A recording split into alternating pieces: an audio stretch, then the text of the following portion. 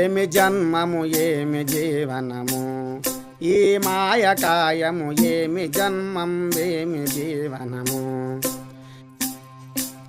ఏమి జన్మం ఏమి జీవన ఏది సాక్షతమేది సౌఖ్యము ఏమి నా ప్రారబ్ధ కర్మము స్వామి నన్నిటు చేసి మరచెను ఏమి జన్మం ఏమి జీవనము